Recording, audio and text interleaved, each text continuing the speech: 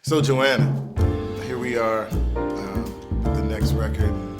It was a different experience somewhat because of you recorded in New York, your entire project, and also you recorded with people that you hadn't played with for an extended period of time, but you knew.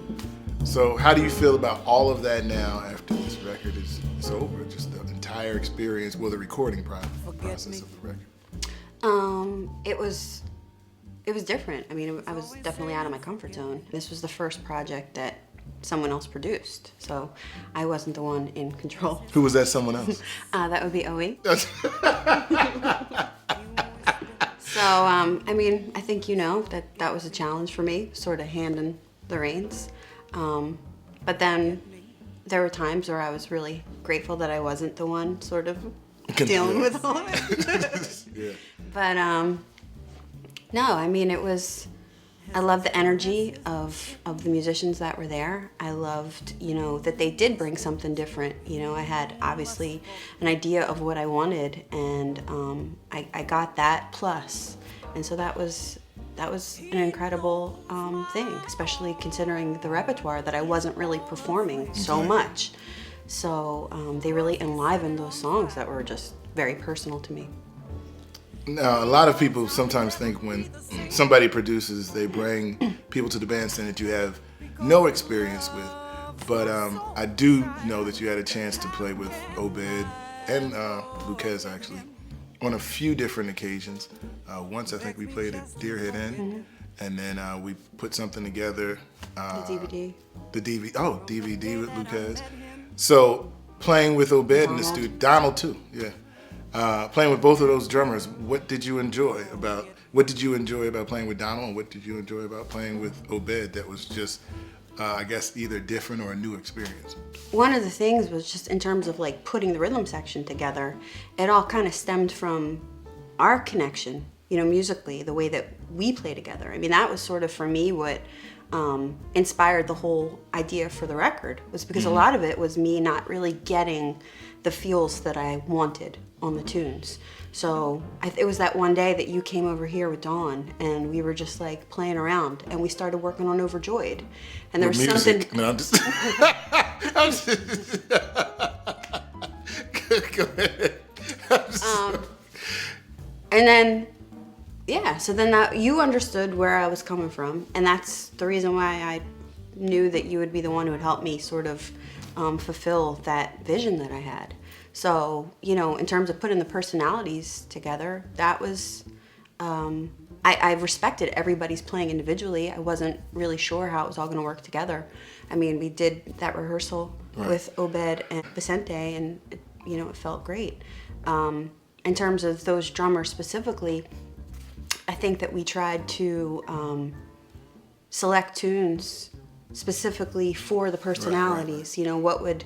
What I felt or we felt they would, really play the best or bring out the most of the tunes. And I love both of their playings. Because we played together a lot at Lowe's and known you for a long time. But your selection, the material on this one is very special. At least to me, as I listen back, I hear a story with each song. So tell me more about your process in choosing the songs that you chose.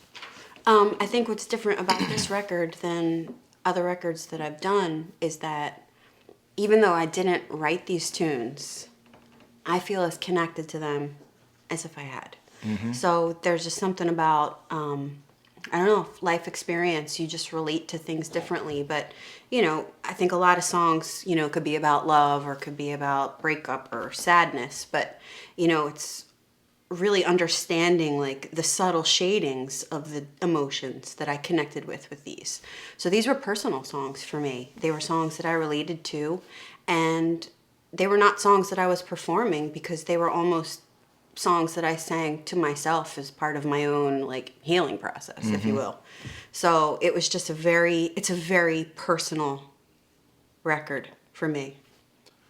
One of the things that I noticed that I liked, and I didn't tell you, and this is a little insight for the people. I hate Overjoyed.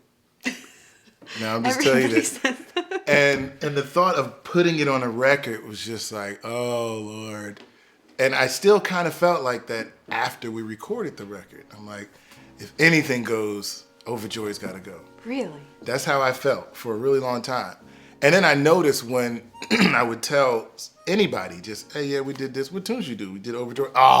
Like everybody's first initial thing would be like, why that tune? Or anyway, so I want to admit this on camera. That after listening to it one day, I realized, and this is an entire record, but definitely with Overjoyed, I heard the story and I heard the song, and I'm like, it's not, first of all, it's not a happy song. No. When you really check out the lyrics. And if anything with this entire project, I like that I was able to sit down and really hear the lyrics on all of these songs, even though I've known them for years, like Forget Me, or not for years, but I've known Forget Me, or Wildflower, or Lament, and just all of these songs. Well, Lament I didn't know the lyrics to, so that's one thing, because they weren't some until Tony Haywood came along and wrote some great lyrics. What I really liked is just hearing that story of whether it's a story of a lost love or story of a broken heart, whatever it is, there's some great stories on this record. And Overjoyed was one of the stories I fell in love with after hearing it. So I hope people really take the time to just sit down and listen to you, sing these lyrics. Well, it's funny with that song, I've heard it, and I've always heard it sort of in like an upbeat, kind of musical setting. And I could never really remember the lyrics to that song. And so usually when I have a trouble remembering lyrics, it's that I don't understand the story. And so one day I just kind of heard it. It was like as if I heard it for the first time. And that song, like the lyrics are just devastating. It's so sad. It's like one of the saddest songs ever. Yeah. And that for me was, the challenge is how do you convey that feeling or that emotion? Because the song goes through all these shades of feelings and emotions. You're telling that person, like, I've dreamed about this moment. I've wished, I've hoped, I've prayed for you, and here you are. And the one thing that you don't account for is that other person isn't going to feel the same way. Yep. And so, you accept that, and then that last line at the end, and though the odds say improbable, what do they know? For in romance, all true love needs is a chance. So it's just like, even still, through that devastation, there's still that little bit of hope. Right. That's and so that's, and I just think that everything that the band played just supported that idea, and then to have like Gregoire. Amazing solo on it. But also for the last 10 years, you've been able to sing 3 days a week while you were doing Lowe's, and you're also teaching. And so you had a lot of other things to focus on. So now why a record? It was time. I think it was time to, for so long, I don't know if it was an occupational hazard, but where I was performing was defining who I was as an artist. Right. And so to have this time and this space to sort of come into my own, I'm really able to select material that I feel, not because I think it's, going to work in the space, or because I think it's going to work in the room, or because I think it's going to, be a song that the musicians I'm working with is going to kill. This was really, like I said, this was like almost like a vanity project for me. It was just most of these songs were me sitting at my piano and singing for myself. Like I said, they were my healing through whatever I was going through. Right. So why Lament as a title? And where these lyrics come from? I've always been in love with the J.J. Johnson song, Lament. And every time I've heard it performed, I always am like, oh, what song is this? Because the melody's familiar, but it didn't have a lyric that I could attach a title to. And then after hearing it like so many times, I guess it was last year, I heard Bootsy Barnes play it. And I just thought, there's something about the song, it just like killed me. And I looked for lyrics and I just couldn't find them. And I, honestly have tried to write lyrics. It's not easy. It's not easy, especially when you're, when I love like Johnny Mercer. I mean, it's hard to compare. And I've made the joke that my lyrics sound like a 90s boy band. They're just, it's a lot of rhyming. So, it's always been, it's always been on the back burner for me. And I guess, after having conversations with Tony Haywood and hearing some of the lyrics that he had written, just for his own tunes, he has such a way with language and the way that he paints pictures, and it's just really lovely, beautiful. And I jokingly, ran it past him, and I don't think that was something that he had done before, was put lyrics to an existing melody. Right. So it was something new for him, and I gave him the tune, and I think in 3 days he had the first draft of Lament. And so then that was kind of like, it was a sign, that someone else was as moved by the tune as I was. And, I didn't tell him what the song should be about or, what it needed to say. Along the way, there were certain words that felt better to sing than others, and so that would be my input. But he somehow gave voice to another part of me, without even knowing about it. And I think, a lament is a passionate expression of grief.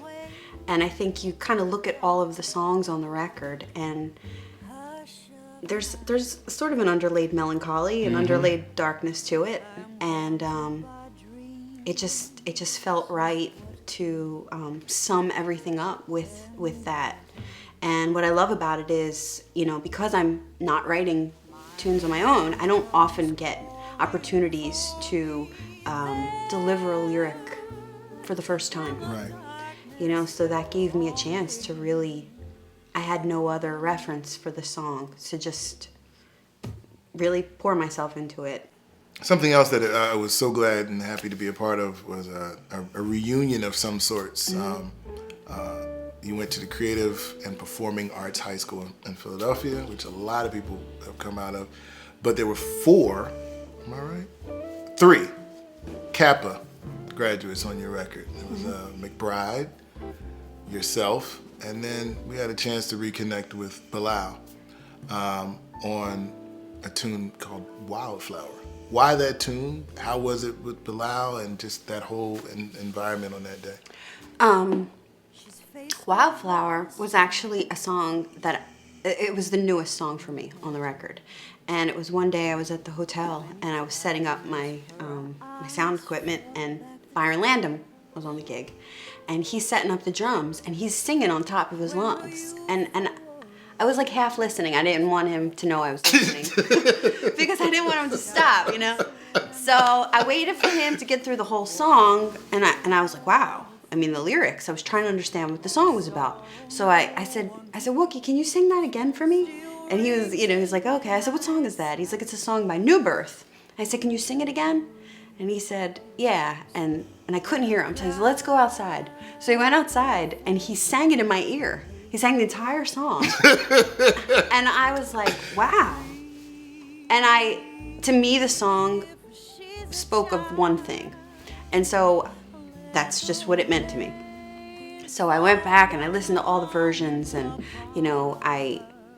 after kind of doing some research and reading the lyrics, I understood it was about something else. So my challenge in it was to make it more personal. The song was written by a guy who, his girlfriend was a nurse, and he came to her house one day to go out to dinner, and she was like still in her robe, and her hair was in a towel, and she was in tears, and apparently someone at work had passed away, and it was out of her control, but she was still just very emotional about it.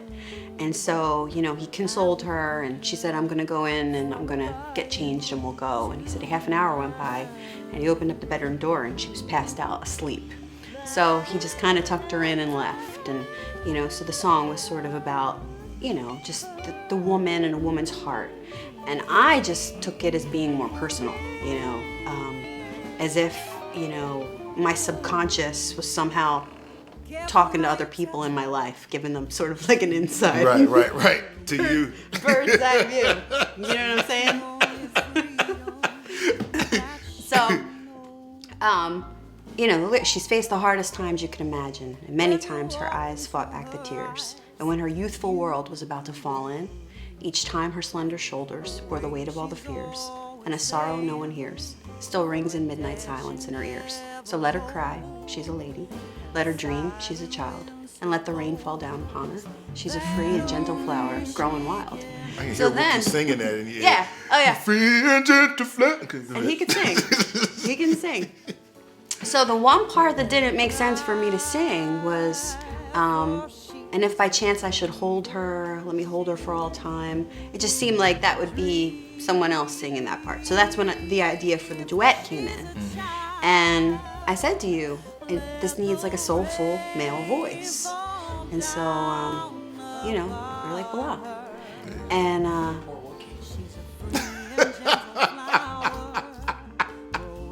that's funny.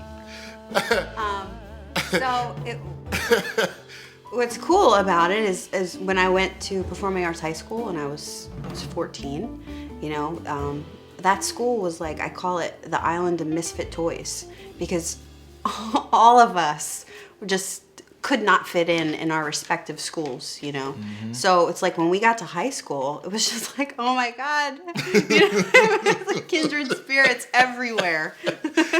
So he was my first friend, and at the time, I was the only person I knew who was listening to jazz singers. So when I got to Kappa, and I meet this guy, and he's telling me that his favorite singer is Sarah Vaughan, it was just like, oh my God. So all we did for like the first year was just make tapes for each other. And so, I gave him Billie Holiday, he gave me Jimmy Scott. And it's funny because to look back and think that at 14, we were listening to some heavy music. And, some of the instrumentalists that we were listening to as sidemen on those records. I mean, Right. I didn't realize I was listening to like Oscar Peterson and Ray Brown and loving it. I mean, that's what swing felt like to me. Right.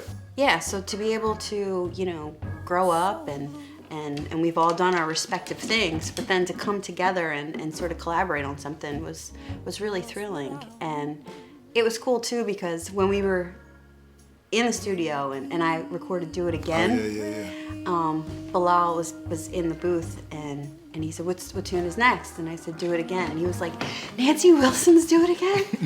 And it was so funny because we discovered But Beautiful together.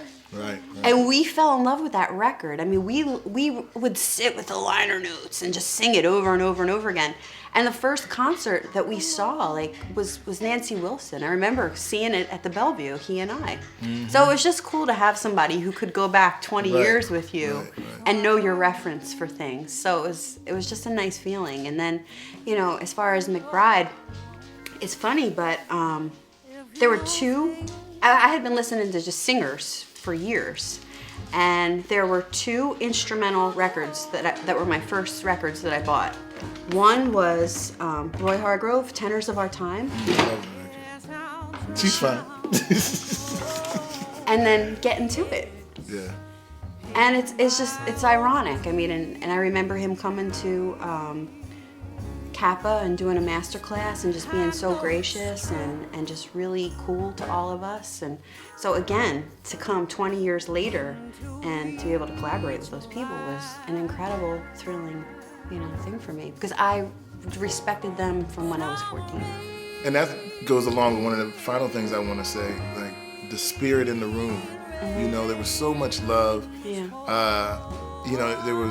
There were people who knew you, maybe a year or a couple months, and then people who go back, like you said, 20 years. I know I don't think we ever played or did anything together. Actually, I don't think I've ever documented with those two, Obed and Vicente, together. But so which was great, and then to have you hanging with Vicente, that was great, and his energy on day one, and then also someone we didn't mention yet, but Cyrus Chestnut. Oh yeah. And very similar to something I saw, just to share with you, during Do It Again, Bilal was literally sitting there like this, just looking at you and admiring what you were doing and making comments in the booth. I was doing the same watching Cyrus play and when he did his overdub. So I think just the energy in the room, I've been, on other projects where by the third hour you're ready to kill everybody and you just want to get out of the room. I think both days that we recorded this record, we were just chilling, after we were finished. And I give that to you just to create that kind of energy too. Where no one was running around looking for the stressed out singer. Like, okay, we got to know. It was just a great energy and vibe, and really looking forward to sharing it with the rest of the world. Thank you.